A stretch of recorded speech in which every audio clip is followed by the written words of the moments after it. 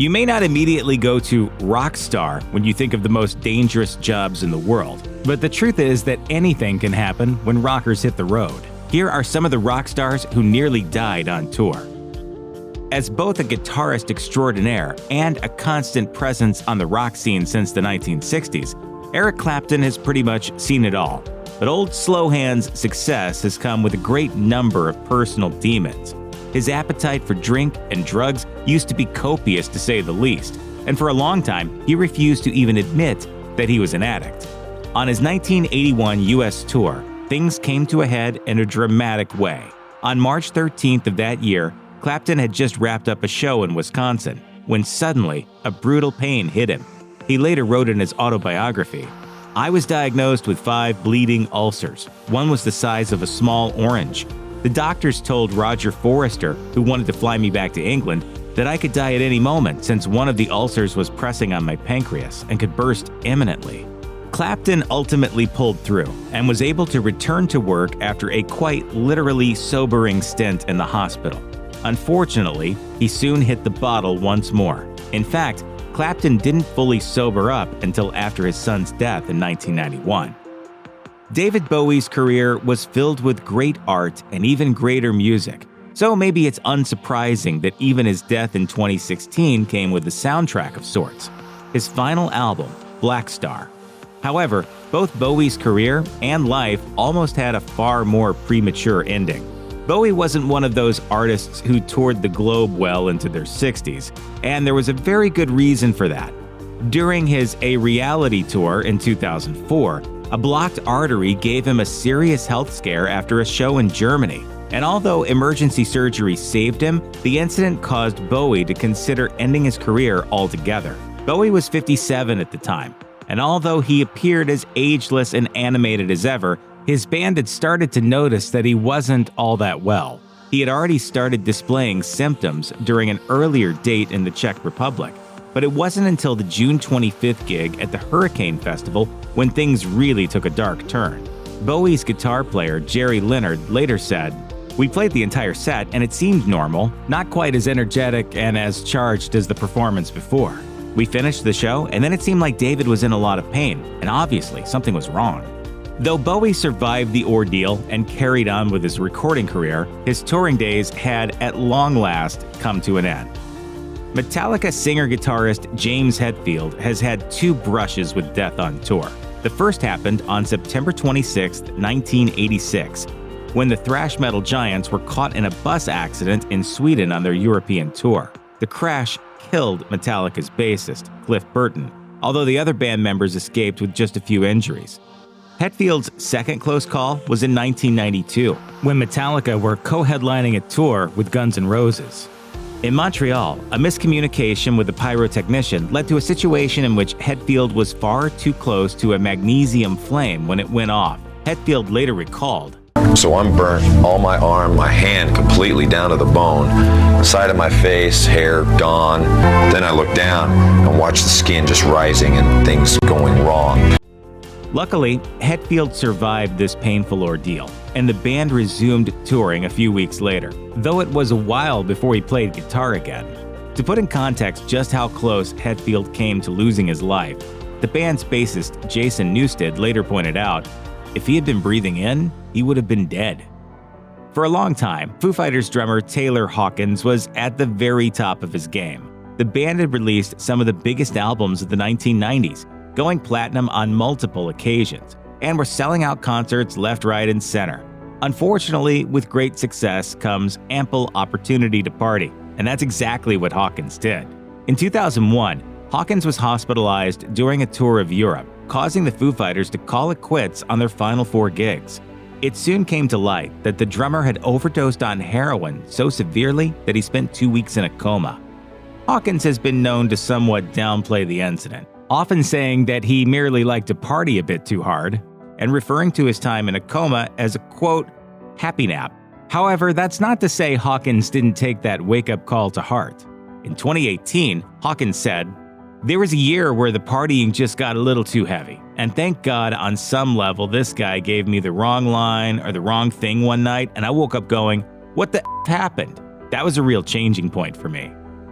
Guns N' Roses are pretty much the poster boys for rock and roll excess. But even so, guitarist Slash's close call in a San Francisco hotel during one tour in 1992 is almost too strange to believe. Predictably, drugs were involved. Less predictably, however, this overdose actually did kill him.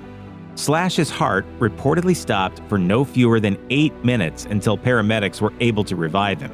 That may sound like an impossible amount of time to go without a heartbeat, but the length of time that a heart can be stopped before a person is considered beyond saving depends on a number of variables. So who knows? Of course, you might expect that temporarily dying in the middle of a tour would be a pretty daunting experience for somebody. But as Slash tells the tale, being dead for a considerable period of time didn't faze him all that much. He later told The Guardian, "They took me to the hospital, but I said, I'm fine, signed myself out, went back to the hotel, and we flew to the next gig." Phil Anselmo's heyday as the frontman of groove metal titans Pantera had no shortage of drama. Notably, Anselmo almost died of a heroin overdose in 1996 during the band's Great Southern Trendkill tour. According to Anselmo himself, his heroin use was a natural extension from the various painkillers he'd used to manage a serious and painful back condition called degenerative disc disease. The singer's own eventual statement about the incident made it clear just how close he'd been to death's door. Anselmo said, "I, Philip H. Anselmo, immediately after a very successful show in Dallas, injected a lethal dose of heroin into my arm and died for 4 to 5 minutes." In his statement, Anselmo promised to keep Pantera's tour going and keep himself in the land of the living. December 1971 was a bad month for Frank Zappa. On December 4th, the artist and his Mothers of Invention band inadvertently inspired Deep Purple's hit song Smoke on the Water when a fan decided to whip out a flare gun during their show at Montreux Casino in Geneva, Switzerland. The ensuing fire quickly became an inferno that burned the whole building down. Fortunately, there were no casualties or even serious injuries, thanks in part to the heroics of concert organizer Claude Nobbs and reportedly Zappa himself, who smashed a window with his guitar to help people escape.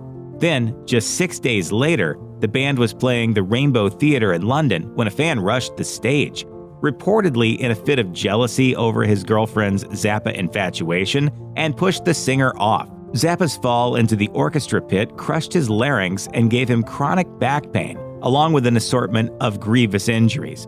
He later wrote, "The band thought I was dead. My head was over on my shoulder and my neck was bent like it was broken. I had a gash on my chin, a hole in the back of my head, a broken rib, and a fractured leg. One arm was paralyzed." Zappa ended up spending the next year in a wheelchair. In 1978, The Who's buck wild drummer Keith Moon died after an accidental overdose at only 32 years old. But that was far from his first OD.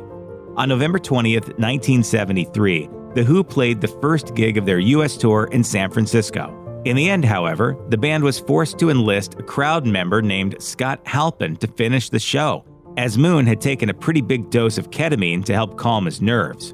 He stopped playing and then passed out partway through Won't Get Fooled Again before being helped off stage by the band's roadies. Halpin played 3 songs with The Who while Moon was revived backstage. Unfortunately, Halpin wasn't around to rescue the band on March 9, 1976, when Moon was once again unable to play a gig, this time at the Boston Garden. The concert had to be stopped and rescheduled, and although Moon's troubles were initially explained away as a debilitating case of flu, it was later revealed that he had ingested a near-lethal amount of brandy and barbiturates. Lead singer Roger Daltrey told Howard Stern, "And a lot of the stuff that he did that people laugh about, they think, oh, that was really funny. Yeah. When you were there at the time, some of it wasn't funny at all." In 1995, alt-rock superstars R.E.M. toured the globe in support of their album Monster, but the tour turned out to be a deeply unpleasant experience for several band members. Bassist Mike Mills had a tumor scare, for example, while Michael Stipe had to have surgery for a hernia. But the first and worst of the tour's many problems came for drummer Bill Berry, who almost died of a brain aneurysm. A March show in Lausanne, Switzerland proved difficult for Berry, who started to feel a nasty pain in his head, and eventually had to leave the stage when it pretty much knocked him out. He later described the experience to the LA Times, saying, "It felt like a bowling ball hit me in the head. There wasn't any warning. I was just singing the falsetto part on tongue when it happened. Barry was later diagnosed with not just one, but 2 brain aneurysms, one of which had already ruptured.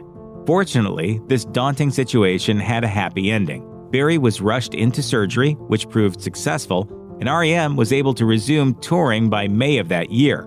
Still, although the drummer reportedly made a full recovery, the experience might have caused him to reevaluate his life and career. Barry left the band on good terms in 1997, saying that his priorities had simply shifted.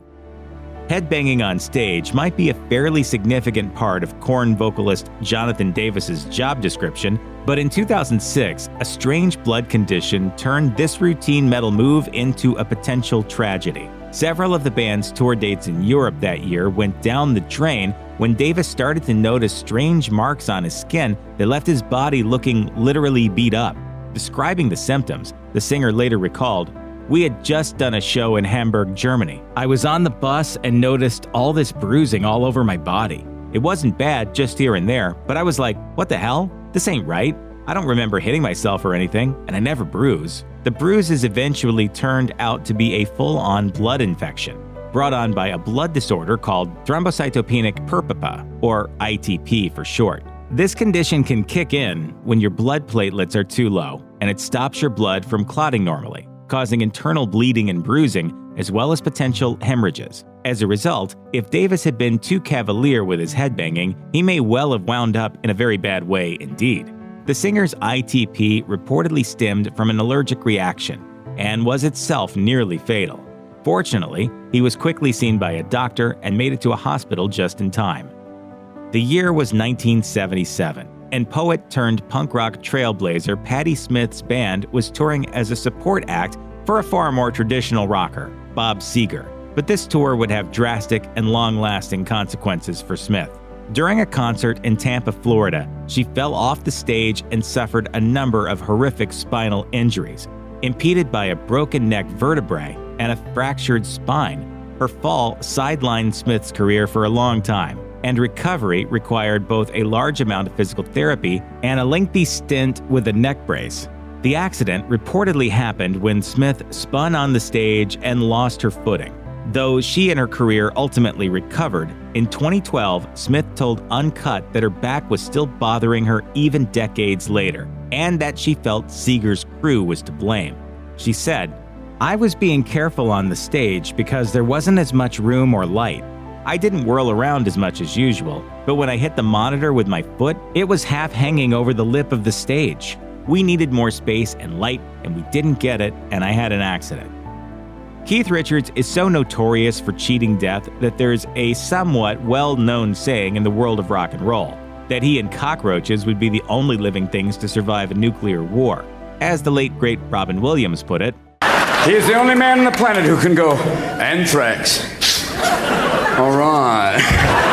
The Rolling Stones guitarist had one of his earlier near-death experiences way back in 1965, when the Stones were bringing their music to America. A December 3rd concert in Sacramento, California was business as usual, right up until the point at which the guitarist's instrument connected with a microphone stand. A large number of sparks and one stunned guitarist flew as a surge of electricity knocked Richards out in the most dramatic way possible. The mic stand had been ungrounded, and the ensuing electrical shock nearly killed Richards. One audience member later described the events, saying, "I saw the blue light. I literally saw Keith fly into the air backward. I thought he was dead. I was horrified. We all were." Silence fell over the crowd. Fortunately, Richards had been wearing a pair of rubber-soled boots that day, which may have been instrumental in saving his life. In a textbook example of his ability to survive basically anything, Richards was back on stage the very next day. In 1993, Radiohead was a very different band from the arty and experimental outfit they are today.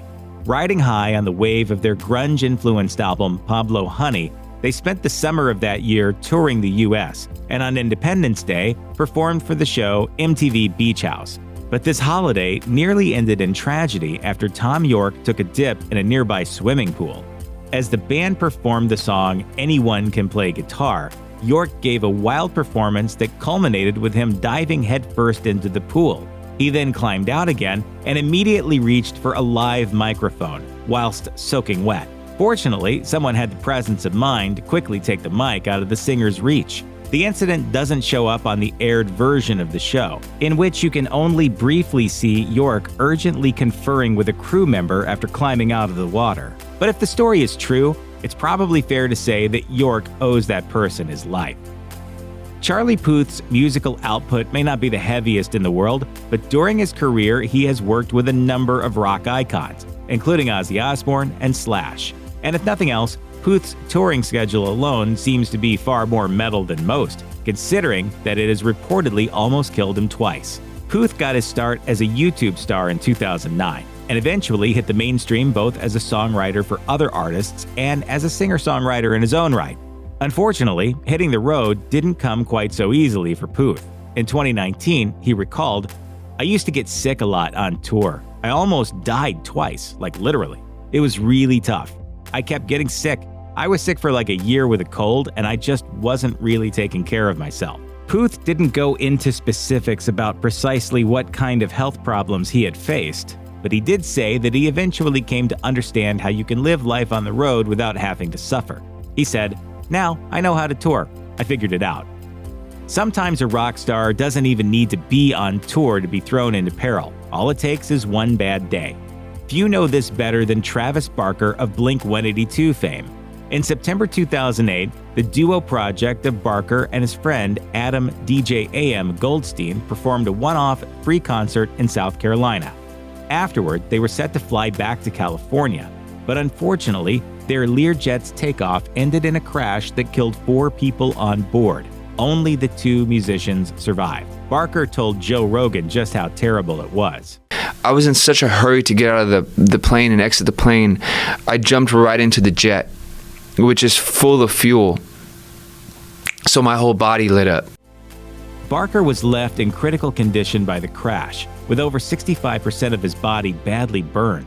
The drummer's road to recovery included 27 surgeries and was so arduous that at one point, he openly offered $1 million to any friend who would be willing to end his pain. Barker eventually regained the will to live, but, rather understandably, has preferred to avoid flying ever since. If you or anyone you know is having suicidal thoughts, please call the National Suicide Prevention Lifeline at 1-800-273-TALK, 1-800-273-8255.